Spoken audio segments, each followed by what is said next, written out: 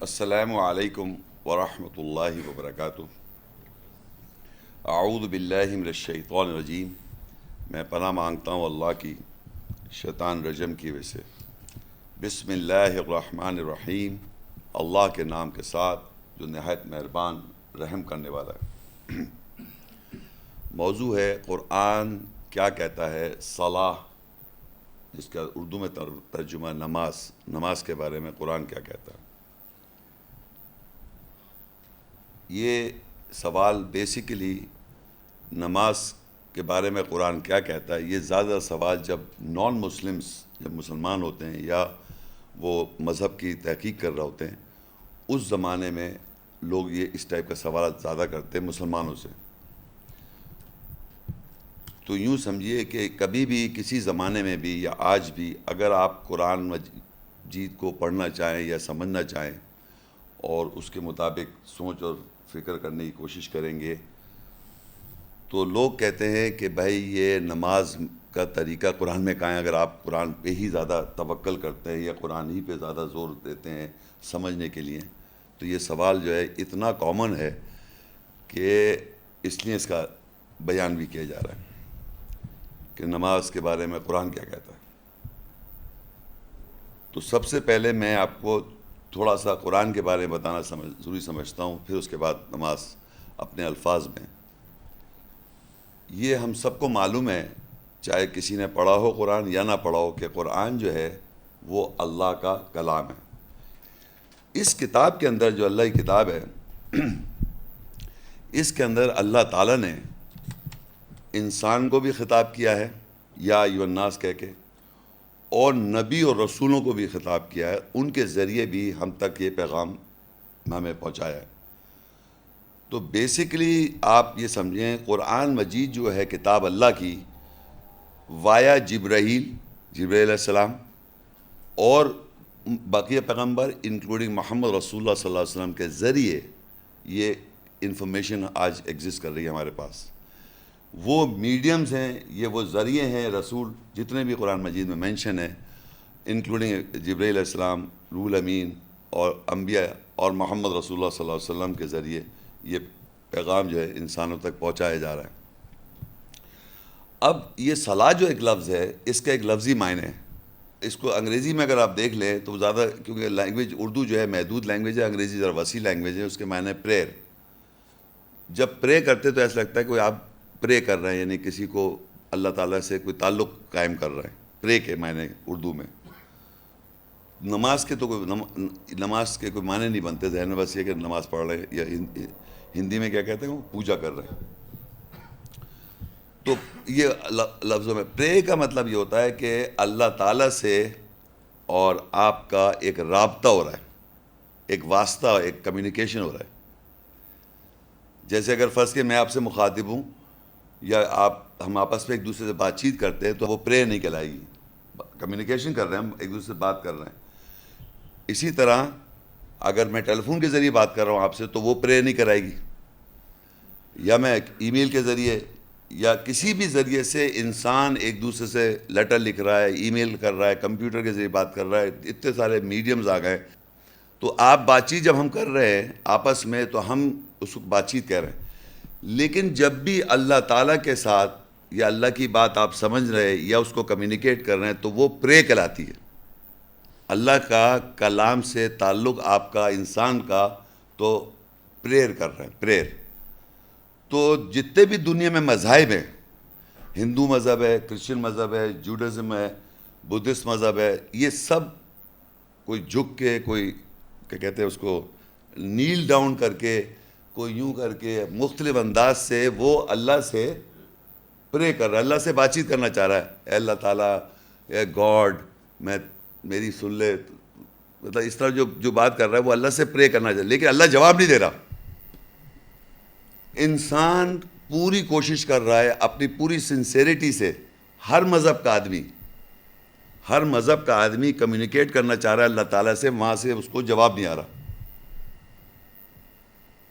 تو اس لیے میں انٹروڈکشن میں بتانا چاہ رہا ہوں، یہ بہت ہی امپورٹنٹ بات ہے کہ قرآن دنیا کی واحد کتاب ہے جس میں اللہ تعالیٰ بھی بات کر رہے ہیں اور آپ کی طرف سے بھی اللہ تعالیٰ نے باتیں لکھی ہوئی ہیں.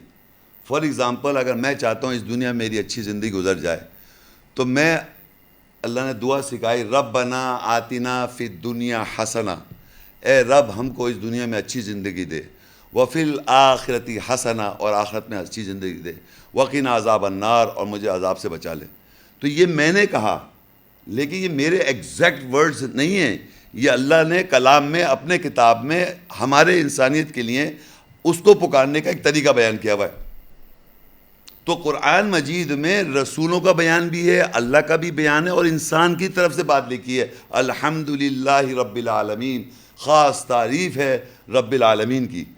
تو انسان کی طرف سے بات بھی لکھی ہے اور اللہ کی طرف سے جوابات بھی لکھے ہوئے. تو یہ اللہ کی طرف بات، اللہ کی طرف ہماری التجا، ہماری دعا ہمارے اپنے الفاظ نہیں ہیں، وہ اللہ ہی نے بھیجے ہوئے الفاظ ہیں جس کے ذریعے ہم کمیونیکیٹ کرتے ہیں. تو اس کو کہتے ہیں صلاح. صلاح مطلب پریئر مطلب بات چیت اللہ سے. تو ٹو وے کمیونیکیشن جو ہو رہا ہے صرف قرآن کے ذریعے انسان اللہ سے کر رہا ہے. یہ بات امپورٹنٹ سمجھ لیں. آپ ٹو وے کمیونیکیشن جب ہوتی ہے تو کمیونیکیشن اسٹیبلش ہوتا ہے. تمام دنیا کے مذاہب میں ایک طرفہ بات کی جا رہا ہے، اے خدا ہماری یہ کر لے. اور اگر آپ کو صحیح معنوں میں آج صلاح اگر سمجھ میں آ گئی تو آئندہ سے آپ کی جو نمازیں ہیں وہ دو طرفہ ہو جائے گی، ورنہ ایک طرفہ ہے. کیونکہ آپ پڑھ تو قرآن رہے لیکن سمجھ تھوڑی رہے کیا کہنا ہے اللہ سے آپ. اور جب سمجھ نہیں رہے آپ تو آپ کا کمیونیکیشن نہیں ہو رہا اللہ سے. وہ عربی میں بس ایک چیز پڑھ لی. ایکچوئل مقصد تھا کہ اللہ تعالیٰ سے قربت حاصل کرنا، جس کے واسطہ، واو سین توئے، واسطہ، اللہ کے واسطے، یہ تعلق جو ہے یہ ہے نماز کا معنی.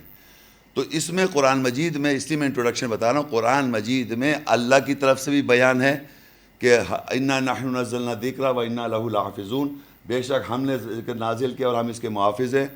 اور اہدنا الصراط المستقیم، ہمیں سیدھا راستہ دکھا دے، ہماری طرف سے بات لکھی ہوئی ہے.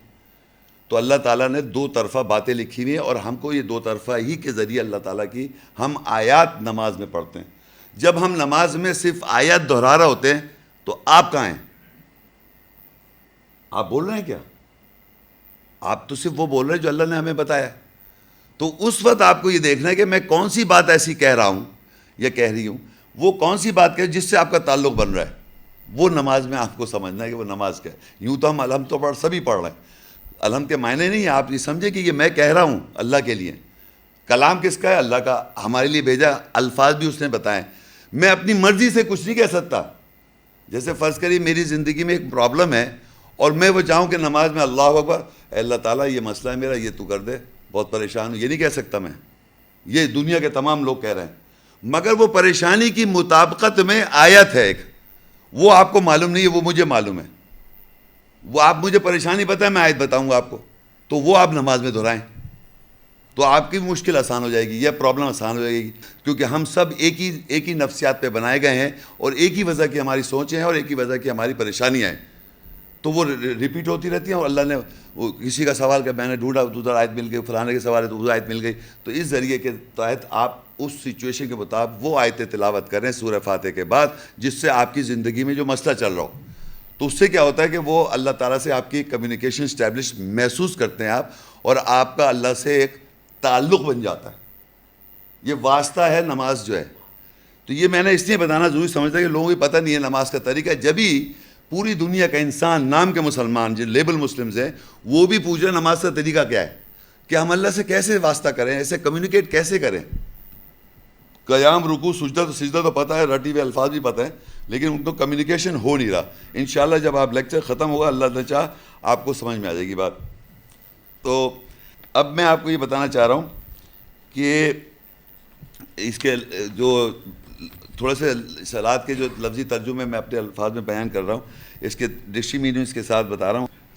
اللہ کے ساتھ مخلصانہ اور پرہیزگارانہ طور پر روحانی رابطہ. ایک روحانی رابطہ، میں نے کہا نا، رابطہ اللہ کے ساتھ قائم کرنا ہے. روحانی رابطہ یعنی آیات کی جو اسپرٹ ہے، ایسنس ہے، اس کی روح ہے، اس کے ذریعے آپ رابطہ قائم کر رہے ہیں. اب اللہ سے التجا کرنا وہ کیسے کریں گے؟ وہ آیات میں لکھا ہوا ہوگا. ربنا فاغفر لنا ذنوبنا، اے رب ہماری مغفرت کر دے ہمارے گناہوں کی، وہ بھی آپ کو آیت میں مل جائے گا. اس کا شکر کرنا، شکر کرنے کی بھی آیتیں ہیں. اس کی حمد کرنا تو تعریف کرتے ہیں الحمدللہ رب العالمین، تو سورہ فاتحہ تو مسٹ ہی، اس میں تعریف تو ڈیفینٹ ہے، تو وہ ہے. یا اس کے سامنے اپنی غلطیوں کا اعتراف. قرآن میں اللہ تعالیٰ خود آیتوں میں وضاحت کر رہا ہے کس طرح انسان غلطی کرتا ہے، اس کی اصلاح کرنے کا طریقہ بھی بتا رہا ہے قرآن مجید میں. تو وہ آیت آپ اس کو دہرائیں گے اور اس غلطی کو اعتراف کریں گے، آیت کو یاد کریں گے، وہی آیت دہرائیں گے تو آپ کو پتہ ہے اللہ تعالیٰ اس کا ایک صدقہ ہے، پورا پروسیجر ہے. وہی آیتوں کو آپ اگر اس طرح کریں گے تو آپ اعتراف کر رہے ہیں. یا اس کے سامنے اپنی غلطیوں کا اعتراف کرتے ہوئے نماز قائم کرنا. اکیلے میں یہ سب کے ساتھ مذہبی احکامات پر عمل کرنا، یعنی احکامات جو قرآن مجید میں ڈوز اینڈ ڈونٹس ہیں، یعنی ایسا کرو اور ایسا نہ کرو. جیسے روزے رکھو تو ہم روزے رکھ رہے ہیں، تو قرآن میں ہے، تو ان ڈوز اور ڈونٹس کو بھی ریپیٹ کر رہا ہوتا ہے نماز میں. کتب علیکم الصیام کما کتب علی الذین من قبلکم لعلکم تتقون. روزے تم لوگوں پہ لکھ دیے گئے جیسے تم سے پہلے کے لوگوں پہ لکھے گئے تاکہ تم تقوی اختیار کرو. تو یہ بھی ایک احکام ہمیں پتہ چل گیا. اس احکام کو بھی دہرانا نماز کے اندر ہم دہراتے ہیں. تراویح میں پورا قرآن ہی دہرا دیا جاتا ہے. تو یہ ایک میڈیم ہے، مطلب آپ کے ذہن میں آنا چاہیے نماز ایک میڈیم ہے، ایک ذریعہ ہے، ایک رابطہ ہے، ایک واسطہ ہے اللہ سے آپ کی کمیونیکیشن اسٹیبلش ہو. تمام انبیاء کی نمازی کے ذریعے اللہ تعالیٰ نے یہ آیت جو قرآن جو نازل کیا یا وحی کیا نبی صلی اللہ علیہ وسلم پہ، اور انبیاء پر بھی وحی آئی اور نازل ہوا. اسی طرح ہم بھی نماز کے ذریعے ایک رابطہ قائم کریں، یہ ہے اس کا مین مقصد نماز کا. اچھا، اب آپ یہ دیکھیے قرآن میں نماز جو لفظ آیا نیکسٹ پیج پر، مختلف انبیاء اور دوسروں کے ساتھ صلاۃ نماز کے حوالے.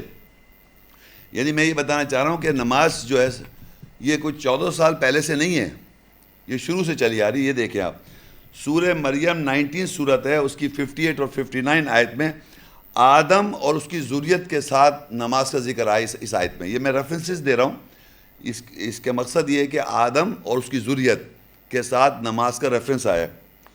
مریم سورہ 19 58 اور 59، نوح علیہ السلام اور وہ لوگ جو ان کے ساتھ کشتی میں سوار ہوئے ان کے ساتھ بھی نماز کا ذکر آیا. پھر مریم 19 58 اور 59 میں ابراہیم اور اسرائیل علیہ السلام کی ذریت بھی اس میں مینشن ہے. پھر سورہ مریم 19 سورت ہے، اس کی 55 آیت اسماعیل علیہ السلام کے ساتھ بھی نماز کا لفظ ہے، نماز آیا. سورہ ہود 11 سورت ہے، اس کی 87 آیت شعیب علیہ السلام ایک پیغمبر ہے، ان کے ساتھ بھی صلاۃ کا ذکر ہے. پھر سورہ طہ 20 اس کی 14 آیت موسیٰ علیہ السلام کے ساتھ بھی نماز کا ذکر ہے. سورہ آل عمران 3:39 زکریا علیہ السلام کے ساتھ صلاۃ کا ذکر ہے، نماز کا ذکر ہے. مریم 19 اس کی 31 آیت عیسیٰ علیہ السلام کے ساتھ نماز کا ذکر ہے.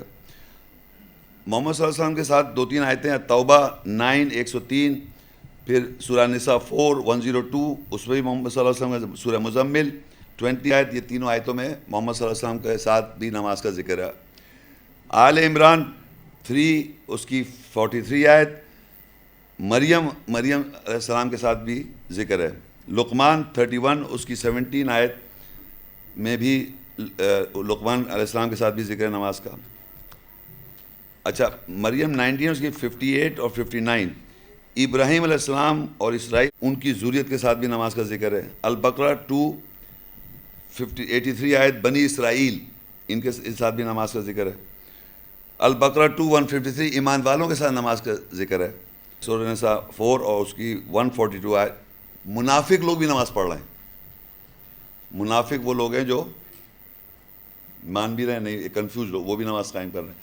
تو یہ میرا بتانے کا بھی صرف یہ مقصد تھا کہ جو نماز ذریت آدم نے پڑھی یا ابراہیم علیہ السلام کی جتنے بھی ذکر ہے وہ ایک کانسٹنٹ نماز ہے. جو بھی نماز کا ذکر میں نے تمام ان کے حوالے بتائے ہیں آپ کو، یہ کہیں نہیں کہ 40 سے 30 ہو رہی ہیں، 20 سے 10 ہو رہی ہیں، یہ 10 سے 5 ہو رہی ہیں. 100% جہاں بھی نماز کا ذکر ہے وہ ایگزیکٹلی وہی نماز کا ذکر ہے، اس میں فرق نہیں ہے. یہ بتانے کا مقصد یہ ہے کہ ذریت آدم تھے وہ بھی نماز قائم کر رہے ہیں، اسرائیل علیہ السلام وہ بھی نماز قائم کر رہے ہیں. سارے لوگ جو نماز قائم کر رہے ہیں تو 100% وہ ایک ہی طریقہ ہے اور ایک ہی کبھی بھی اس پہ تبدیلی اور چینج نہیں ہے، اور نہ وہ 50 سے 5 ہوئی. یہ ہے اصل بات سمجھانا، اس لیے میں نے آپ کو بتا دیا.